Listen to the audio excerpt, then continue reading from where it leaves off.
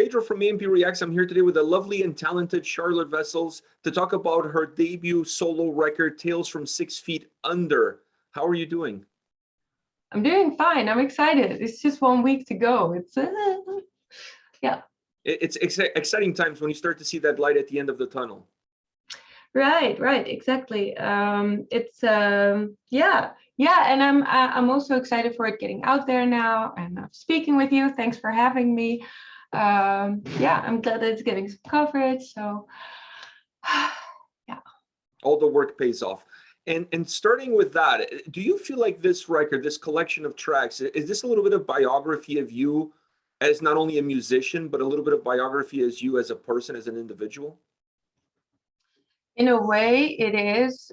In another way, I don't feel like it's, how do you say it? Like, this is a very specific product, you know? It's not so much a traditional album where, you know, often if people are doing like their debut album, they'll be trying to put all of them, you know, and encapsulate in this one disc. And for me, this was a little bit different because, well, it's not really my debut. Like, you know, I've been doing 16 years of making music with Delane, and then this particular album really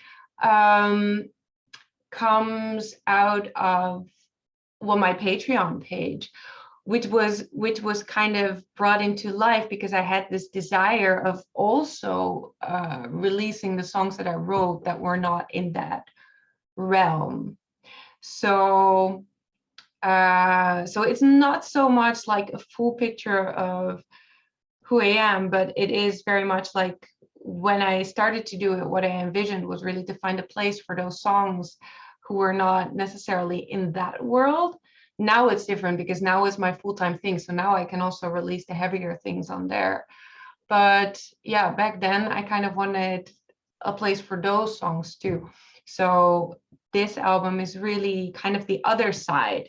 It's not Fool Me, but it's the other side of me that I think people didn't get to see up until now.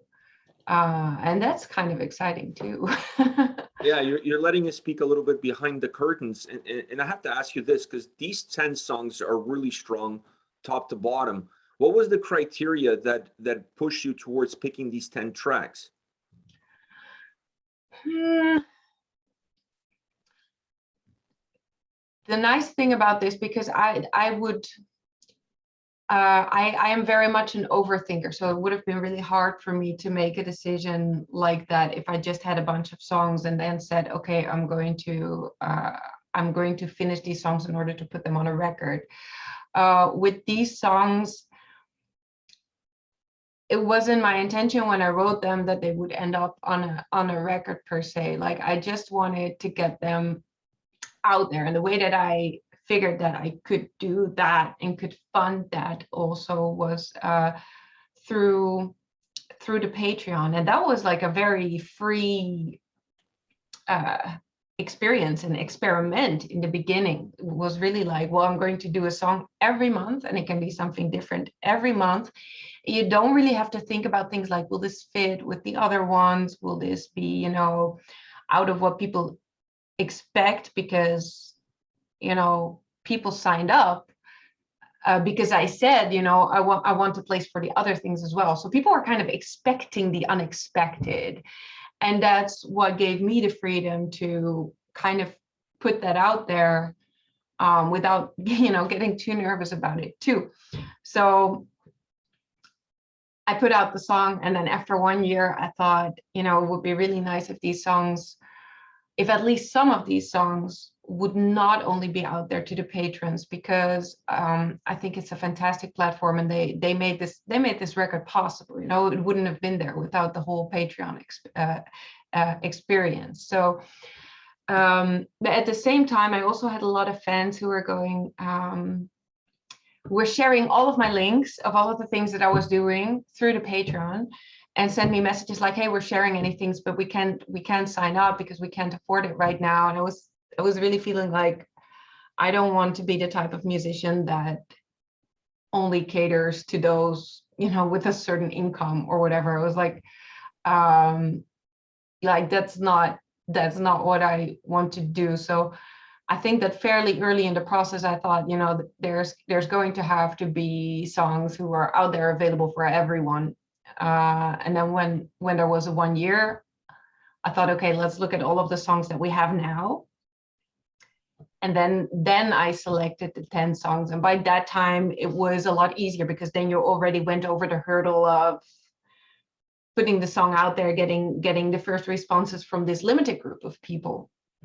And then it was just a matter of selecting, like, okay, so what songs do we really think the world should hear? And I tried different track lists and different orders, and I also put the question open to the patrons as well, like, what songs do you really think that people should hear? And the selection that we came up with. I still have some songs that I listened to that I released in that first year where now I'm kind of like, oh, those wouldn't have sounded bad on a record as well. But so there is still more on the Patreon, but it was still a Kill Your Darlings process, but a little bit easier because you already kind of had that first limited release of the songs. You had your own study group. Yeah, I have my own study group. Yeah. You had your own private study group. Did you, when you start to think about putting these songs out there outside of the Patreon realm for everybody to be able to enjoy, did you approach the label, or had the label already had approached you and said, hey, we know what you're doing. Have you considered putting this out there as an album? I think that I've been in touch with Napalm. Like, obviously, when the Delane split happened, I wasn't going to let Napalm find out about that over the internet, So I've been in good contact with them, and of course they asked me, like, what are you going to do? And I was very, very happy that they were straight away like, hey, if there's anything you need, then give us a call. And I told them at that point, like, I'm really happy with what I'm doing with Patreon. Like, I'm not necessarily looking even though I really appreciate it, I'm not necessarily looking to get signed as an artist. But then, they were also open to doing things within what I'm doing now, where Patreon is kind of the main hub. And I got a distribution and production deal with them for just a vinyl. And since in the end they set up this interview for us, that they're doing a lot more support than what you would expect for a little deal for just a vinyl. So I'm very grateful for that as well. So yeah, we just kept in touch, and when this came up, like, hey, maybe we can do some vinyl, they were happy to jump on top of it. So you mentioned so that it's kind of continuing that that relationship. Yeah, it's a team effort that started long ago. You mentioned that you used a little bit of your Patreons as a study group for your track listing, and you try to figure out what would be the best track listing possible. How difficult it was, considering how diverse these songs were. And like you said, you didn't create them thinking of an album. You creating them thinking of the moment in which you're creating that actual song. So when you have to sit down and put this track listing together, was that a difficult process to finalize it to the point where it is now? It was difficult, but at the same time, it also is not, because I really consider this a compilation album rather than a traditional album. So so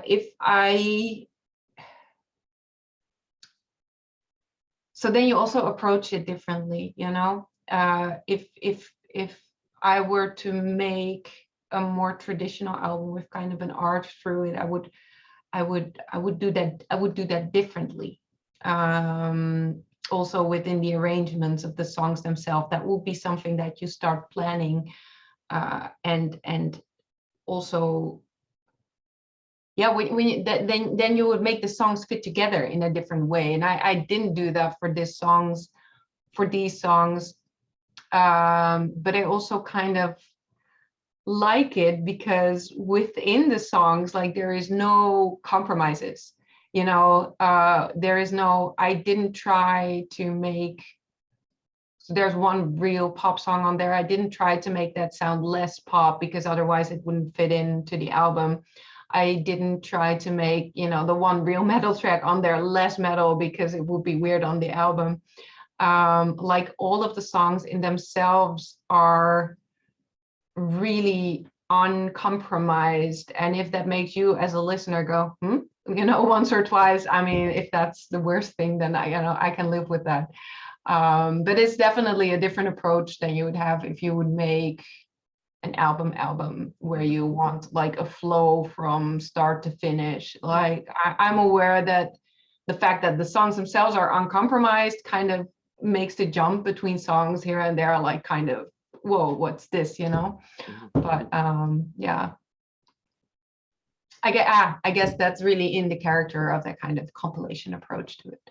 But when you're looking at your music and when you're creating these tracks, what level of importance to you is the message in the lyrics or the stories that you're trying to tell the lyrics? How much weight do you give to that portion of creating music? I would say that once it's a little bit important, it is very important. So there are songs, but those are exceptions where I don't mind too much because, for example, either, well, it's a cover, that's an obvious one, or sometimes I'll have a song where I'm just really more playing with like an instrumental kind of little theme or whatever. But once the lyrics become important, and mostly they really are, then I really want to get to a point where I get the message across. So yeah, that weighs kind of heavy for me. And on this record, songs like Soft Revolution, Superhuman, Masterpiece as well, even though it sounds very upbeat and happy and light, but it's not less meaningful for me in a way. Yeah, for those songs, it did weigh really heavy. You mentioned the cover, Cry Little Sister. What amazing job you did with that cover. What was it about that song that made you say, you know what, I want to give it my own spin? It was really silly because I remember when I started recording that cover, I had like a few very busy months and I had like hardly any downtime and I was feeling like super tired and super worn out. And then I told myself, okay, listen, I'm going to take a weekend and I'm going to actually take a weekend. I'm not going to do any work or I'm also not going into the studio. I'm going to try to really put my mind off and watch a nice movie. And then I watched The Lost Boys because I'd seen a lot of fan art for it and somehow I missed the movie, which is not too weird because it's from the year that I was born. So it's a little bit before my time. But I watched the movie and it started like the very intro of the movie has these little choirs that are interwoven in the song. And I heard it and I was like, this is so good. And I was like kind of straight away obsessed. And yeah, I watched the movie and then I went into the studio to record it. So much for my weekend. So much for your master plan. Yeah, I loved it so much. And I was looking up like, oh, there must be a million covers already. And there were, but it was also like I had a few songs where I was thinking, oh, I would love to get my own spin on this. And they were all, I was like, oh, I can't do it. This person did it or this person did it. And then in the end, I was like, I've got to do this one. So I'm glad I did. I like how it came out. It felt very natural. Yeah. You know that I've mentioned this about the record, that when I listened to this album for the first time, I kind of felt the same way that I felt when I heard No Need to Argue by the Cranberries. And I'm not saying that the two albums sound the same or feel the same or follow the same path. That's not kind of where I was coming from. It's just the way it made me feel as a listener, the that crawling under my skin impact that record had on me when I was young and I was listening to that album in my room. Perhaps feeling like the world didn't really understand me. This album kind of brought me back to that. It kind of gave me that raw feel, that almost unapologetic nature that record had. I felt like this album had exactly the same thing. How do you feel about that comparison? Do you see the similarities that I see? Uh, it's such a big compliment that, and I could never like when I heard you say that, like my heart jumped a little for joy, I must say, because I think that when I was a kid, this one day I was home from school because I was sick and I had the house for myself, and I was laying on the couch, and it was the first time I noticed that it had some sick acoustics, and I had heard one of those songs. I didn't even know who the Cranberries were, and I remember that I was singing that song to try to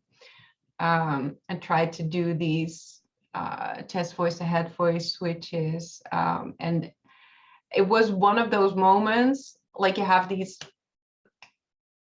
I think everyone kind of had these moments of where they find their passions and they kind of remember it. And for me, singing Cranberries was really one of those moments for me, even though it was as weird as, or as insignificant sounding as I was home from school and the room sounded nice and I tried out my voice, and I just remember like the immense joy that their songs, and even though I maybe couldn't even fully grasp what the songs were saying, but so yeah, just just the memory of that. And so I couldn't say that I made the same comparison, but I would definitely list them as some of my major influences. So to hear that is very nice. Yes, thank you. You've worked on so many incredible records. This one perhaps a little bit extra special because it's really an entirely you. Like there's nobody else but you. So where do you feel like this album ranks amongst all the records that you've worked with? It's really, I feel like it's really hard to compare because you're basically comparing like a full production to of songwriting teams and multiple musicians that are all kind of the best at what they do, and then to compare that to this, like I kind of don't really want to make that comparison because it makes me kind of insecure. But it is definitely very personal, and I'm also kind of proud because I've always kind of had this issue with overthinking things. And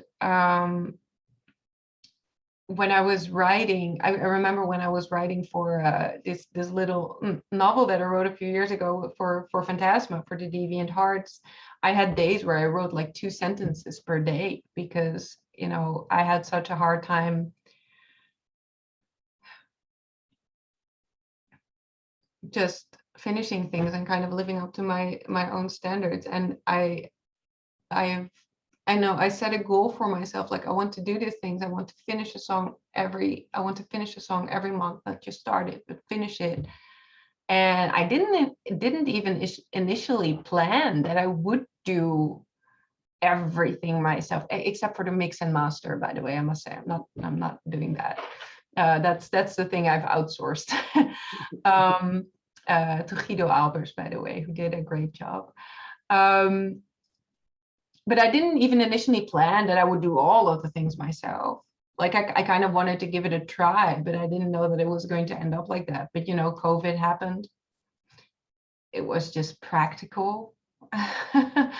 And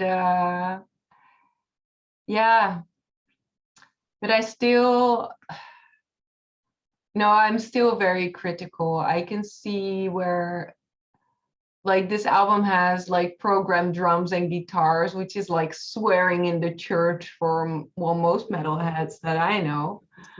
I've never heard that comparison, but I like it. Yeah, it's it's a Dutch saying, vloeken in de kerk. Yeah. So no, it's hard. Don't ask me to make that comparison because it's hard. And I also think that it's just very, very different things.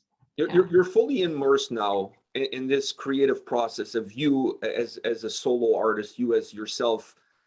Is there any possibility of anybody enticing you to participate in a project and go back into a completely different setting from where you've been in for the last year or so?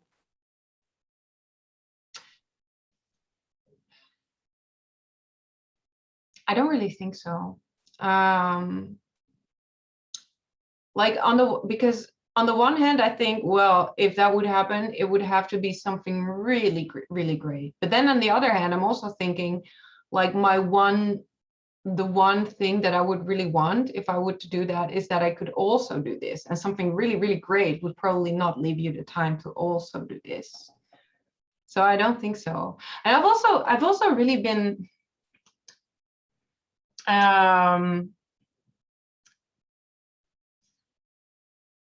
you framed the question differently, but for a lot of people, like, I've heard the question like, will you join another band, so often, and it made me feel kind of bad, honestly, especially with what I've been doing now. Why did that quite? I mean, I didn't frame it from that perspective. No. I'm But saying this because you framed it very differently. Like, is there something that could entice you to?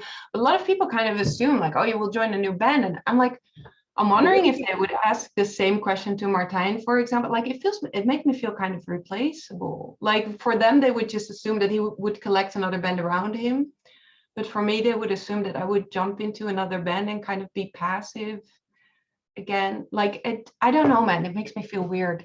It's it's an interesting point that you're bringing, because I thought maybe when you said that you didn't like the way that made you feel, I felt that maybe you took. I was going in a different perspective. I was going more of in a perspective that when people ask you that, then you start doubting that what you're currently doing. Why isn't this good enough? Like, do I need to go somewhere else to prove myself? I think what I'm doing is perfectly fine. I don't need a clutch. You know what I mean? Like, I took it, me personally, I took it from that perspective. Is that a little bit how you feel? Like, I mean, you're doing a phenomenal job. Like, this record is outstanding. You know how I feel about it.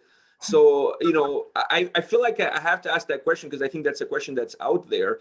But I don't necessarily feel like you need to go anywhere. I think you are where you're most happy right now.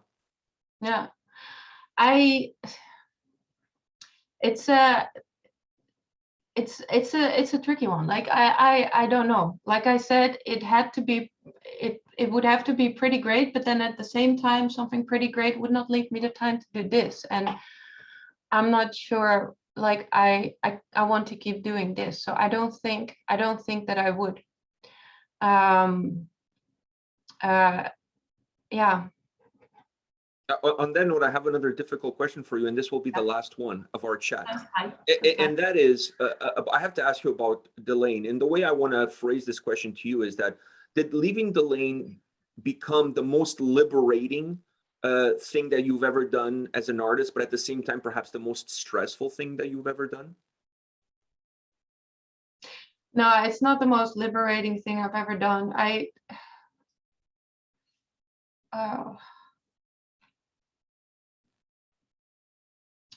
I'm sorry, this still gets me.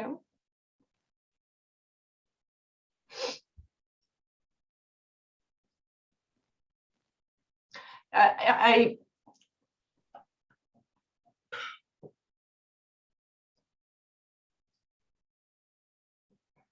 You don't have to answer if you don't feel comfortable. I just felt like it's a question that myself as a fan, I've seen you live, I've seen you perform, I saw the energy that you guys had, but at the same time now I see the happiness that you found in your solo work and what you're doing on Patreon. I don't think I've ever seen you as happy, not only as an artist, but as happy as a person.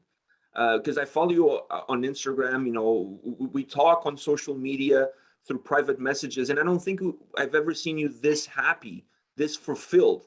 So leaving a band like Delane, from my perspective, could have never been an easy choice to make. But seeing how happy you currently are and how fulfilled you are with what you've achieved, it perhaps puts a different take on something that was painful for you then. I see now it's still painful for you now. So yeah, I it is. apologize for the question. No, it's not. Honestly, I've been quite emotional all day.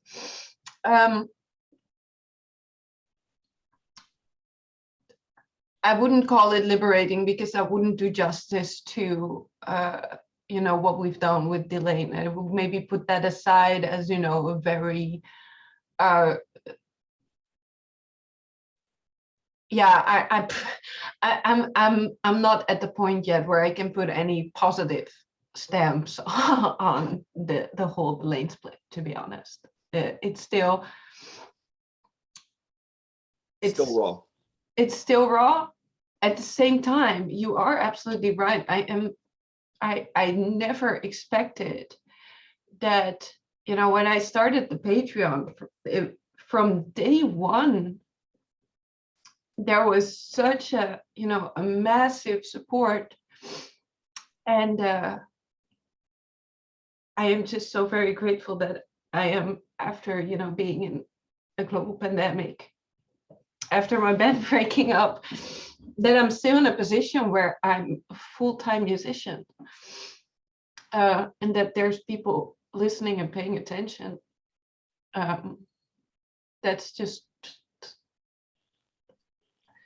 I don't know what I did to deserve that. You know, I'm really grateful for that. So I'm at the same time very sad and very very happy with where I'm at now, even though this may not really look like that.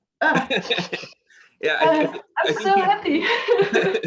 I think, you know, your fans love you, and they've shown you nothing but love throughout this whole process, and through the release, the pending release, because it's not out yet for the world. I'm one of the few lucky ones that have been able to listen to the whole thing as a record.